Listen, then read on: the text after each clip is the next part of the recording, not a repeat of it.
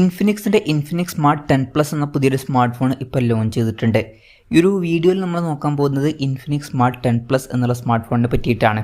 പിന്നെ വീഡിയോ തുടങ്ങുന്നതിന് മുമ്പ് പറയാനുള്ളൊരു കാര്യം എന്താ വെച്ചാൽ, ഇതുപോലെ നിങ്ങളുടെ സ്വന്തം ഫോട്ടോ അല്ലെങ്കിൽ നിങ്ങൾക്ക് ഇഷ്ടപ്പെട്ട ഡിസൈൻ പ്രിന്റ് ചെയ്തിട്ടുള്ള മൊബൈൽ കേസുകൾ അഫോർഡബിൾ ആയിട്ടുള്ള പ്രൈസ് റേഞ്ചിൽ വേണം എന്നുണ്ടെങ്കിൽ ഇവിടെ ഒരു വാട്സപ്പ് നമ്പർ കൊടുക്കുന്നുണ്ട്. താഴെ ഡിസ്ക്രിപ്ഷനിലും കമൻറ്റ് ബോക്സിലും ആ ഒരു വാട്സപ്പ് നമ്പർ കാണാം, നിങ്ങൾക്ക് കോൺടാക്റ്റ് ചെയ്യാവുന്നതാണ്.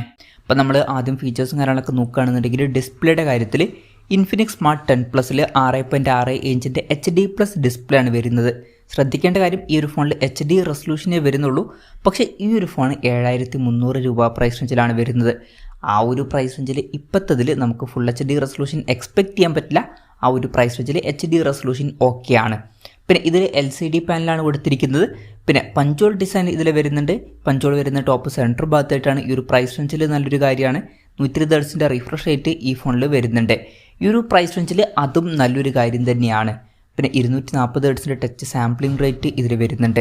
ഇതിൻ്റെ പീക്ക് ബ്രൈറ്റ്നസ് വരുന്നത് 700 നിറ്റ്സ് ആണ്. അപ്പോൾ ഡിസ്പ്ലേ ഫീച്ചേഴ്സ് മൊത്തത്തിൽ നോക്കുമ്പോൾ അത്യാവശ്യം നല്ല ഡിസ്പ്ലേ ഫീച്ചേഴ്സൊക്കെ തന്നെ ഇതിൽ വരുന്നുണ്ട് എന്ന് പറയാവുന്നതാണ്. ഈ ഒരു പ്രൈസ് റേഞ്ചിനനുസരിച്ചിട്ട് പഞ്ചോൾ ഡിസൈനും 120 ഹെർട്സിൻ്റെ റിഫ്രഷ് റേറ്റൊക്കെ നല്ല കാര്യങ്ങൾ തന്നെയാണ്. പിന്നെ ഇതിൽ side mounted finger print sensor കൊടുത്തിട്ടുണ്ട്.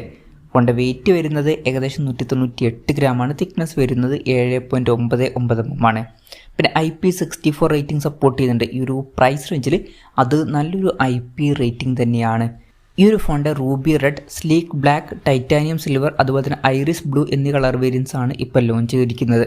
ഇനി പ്രോസസ്സറിൻ്റെ കാര്യത്തിലോട്ട് വരികയാണെന്നുണ്ടെങ്കിൽ യൂണി SoC T7250 എന്ന പ്രോസസ്സറാണ് ഇതിൽ വരുന്നത്.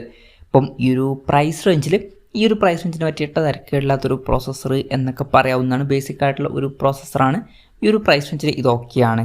പിന്നെ ഈ ഒരു ഫോണിൽ 5G സപ്പോർട്ട് വരുന്നില്ല, മാക്സിമം 4G സപ്പോർട്ടാണ് വരുന്നത്. പക്ഷേ ഈ ഒരു പ്രൈസ് റേഞ്ചിൽ അത് ഓക്കെയാണ്. പിന്നെ ബേസ് വേരിയൻറ്റിൽ തന്നെ 4GB റാമും 128GB ഇൻറ്റേർണലൊക്കെ വരുന്നുണ്ട്. അപ്പം ഈ ഒരു പ്രൈസ് റേഞ്ചിൽ 128GB ഇൻറ്റേർണൽ വരുന്നു എന്നുള്ളതും നല്ലൊരു കാര്യമാണ്. പിന്നെ 8GB റാം 128GB ഇൻറ്റേർണൽ വെർഷനും ഇതിൽ വരുന്നുണ്ട്. LPDDR4Xൻ്റെ റാമും eMMC സ്റ്റോറേജ് ടൈപ്പാണ് ഇതിൽ കൊടുത്തിരിക്കുന്നത്. മെമ്മറി എക്സ്പാൻഡ് ചെയ്യണമെന്നുണ്ടെങ്കിൽ മെമ്മറി കാർഡ് സ്ലോട്ട് ഇതിൽ വരുന്നുണ്ട്. എക്സ്റ്റെൻഡഡ് റാം എന്നുള്ള ഫീച്ചർ ഇതിൽ കൊടുത്തിട്ടുണ്ട്. അതായത് എക്സ്ട്രാ റാം വേണ്ട സമയത്ത് ഇൻറ്റേർണൽ മെമ്മറിയിൽ നിന്ന് കുറച്ച് മെമ്മറി എടുത്തിട്ട് അത് റാമായിട്ട് യൂസ് ചെയ്യുന്നതായിരിക്കും. അങ്ങനെ 4GB റാം വരെ എക്സ്ട്രാ നമുക്ക് ലഭിക്കുന്നതായിരിക്കും. IR ബ്ലാസ്റ്റർ എന്നുള്ള ഫീച്ചർ ഈ ഫോണിൽ കൊടുത്തിട്ടുണ്ട്. അപ്പം ഈ ഫോൺ റിമോട്ടൊക്കെ ആയിട്ട് യൂസ് ചെയ്യാൻ കഴിയുന്നതായിരിക്കും. ഈ ഒരു പ്രൈസ് റേഞ്ചിൽ അത് നല്ലൊരു കാര്യമാണ്. ഈ ഒരു ഫോണിൻ്റെ NFC സപ്പോർട്ട് ചെയ്യുന്ന വെർഷനും സപ്പോർട്ട് ചെയ്യാത്ത വെർഷനും വരുന്നുണ്ട്. പിന്നെ സ്റ്റീരിയോ സ്പീക്കേഴ്സൊക്കെ ഈ ഫോണിൽ കൊടുത്തിട്ടുണ്ട്. ഈ ഒരു പ്രൈസ് റേഞ്ചിൽ സ്റ്റീരിയോ സ്പീക്കേഴ്സ് എന്നുള്ളത് നല്ലൊരു കാര്യം തന്നെയാണ്. പിന്നെ DTS ഓഡിയോ ഇതിൽ സപ്പോർട്ട് ചെയ്യുന്നുണ്ട്. 3.5mm ഓഡിയോ ജാക്ക് ഈ ഫോണിൽ കൊടുത്തിട്ടുണ്ട്. Android 15 ബേസ് ആയിട്ടുള്ള XOS സോഫ്റ്റ്വെയർ ആണ് ഇതിൽ വരുന്നത്. ക്യാമറയുടെ കാര്യം പറയുകയാണെന്നുണ്ടെങ്കിൽ ഫോണിൻ്റെ പിന്നിൽ സിംഗിൾ ക്യാമറ ആണ് വരുന്നത്. 8 MP ഒരു ക്യാമറ സെൻസറാണ് ഫോണിൻ്റെ പിന്നിൽ കൊടുത്തിരിക്കുന്നത്. പിന്നെ ഫ്രണ്ടിലും 8 MP സെൽഫി ക്യാമറ വരുന്നുണ്ട്. ഈ ഒരു പ്രൈസ് റേഞ്ചിൽ ഈ ഒരു ക്യാമറ സ്പെസിഫിക്കേഷൻ ഓക്കെയാണ്. ഈ ഒരു പ്രൈസ് റേഞ്ചിൽ വലിയൊരു ക്യാമറ സെറ്റപ്പ് നമുക്ക് എക്സ്പെക്റ്റ് ചെയ്യാൻ പറ്റില്ല. പിന്നെ ബാറ്ററിയുടെ കാര്യത്തിൽ 6000 mAh ബാറ്ററി വരുന്നുണ്ട്. അപ്പം നല്ലൊരു ബാറ്ററി കപ്പാസിറ്റി ഇതിൽ കൊടുത്തിട്ടുണ്ട്. അത് നല്ലൊരു കാര്യമാണ്. 18 വാട്ടിൻ്റെ ഫാസ്റ്റ് സപ്പോർട്ട് വരുന്നുണ്ട്. ഈ ഒരു പ്രൈസ് റേഞ്ചിൽ അത്യാവശ്യം തിരക്കുകളില്ലാത്ത നല്ലൊരു ചാർജിങ് സ്പീഡുമാണ്. പിന്നെ Type-C ചാർജിങ് പോർട്ടും ഇതിൽ കൊടുത്തിട്ടുണ്ട്. അപ്പം നല്ലൊരു ബാറ്ററി സെറ്റപ്പ് ഈ ഒരു സ്മാർട്ട് ഫോണിൽ വരുന്നുണ്ട് എന്ന് പറയാവുന്നതാണ്. അപ്പം ഇതൊക്കെയാണ് ഫീച്ചേഴ്സിനെ പറ്റി പറയാനുള്ള കാര്യങ്ങൾ. പിന്നെ ഈ ഒരു സ്മാർട്ട് ഫോൺ ഇപ്പം ഇന്ത്യൻ മാർക്കറ്റിൽ ലോഞ്ച് ചെയ്തിട്ടില്ല. ഇപ്പം മലേഷ്യയിലേക്കാണ് ഈ സ്മാർട്ട് ഫോൺ ലോഞ്ച് ചെയ്തിരിക്കുന്നത്. മലേഷ്യയിൽ ഈ സ്മാർട്ട് ഫോൺ ലോഞ്ച് ചെയ്തിരിക്കുന്നത് 7300 രൂപ പ്രൈസ് റേഞ്ചിലായിട്ടാണ്. ആ ഒരു പ്രൈസ് റേഞ്ചിൽ ഈ പറഞ്ഞിട്ടുള്ള ഫീച്ചേഴ്സ് എങ്ങനെ ഉണ്ടെന്ന് വെച്ചാൽ അത്യാവശ്യം നല്ല ഫീച്ചേഴ്സ് എന്നൊക്കെ തന്നെ മൊത്തത്തിൽ പറയാവുന്നതാണ്.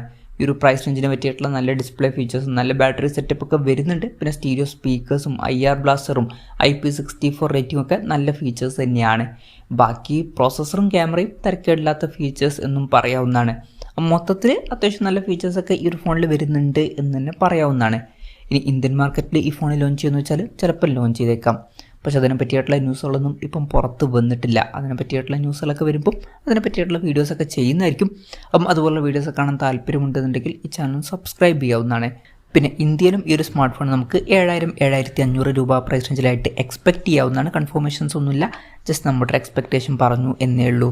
ഇന്ത്യയിലെ ലോഞ്ചിനെ പറ്റിയിട്ടുള്ള കൂടുതൽ ന്യൂസുകളൊക്കെ വരുമ്പം അതിനെ പറ്റിയിട്ടുള്ള വീഡിയോസൊക്കെ ചെയ്യുന്നതായിരിക്കും. എന്തായാലും ഈ ഒരു ഫോണിനെ പറ്റിയിട്ടുള്ള നിങ്ങളുടെ അഭിപ്രായം ജസ്റ്റ് ഒന്ന് കമൻറ്റ് ചെയ്യുക. അതുപോലെ തന്നെ ഈ ഒരു സ്മാർട്ട് ഫോൺ ഇന്ത്യൻ മാർക്കറ്റിൽ നിങ്ങൾ ഏത് പ്രൈസിങ്ങിലാണ് എക്സ്പെക്റ്റ് ചെയ്യുന്നത് എന്നുള്ള കാര്യം കൂടി ജസ്റ്റ് ഒന്ന് കമൻറ്റ് ചെയ്യുക.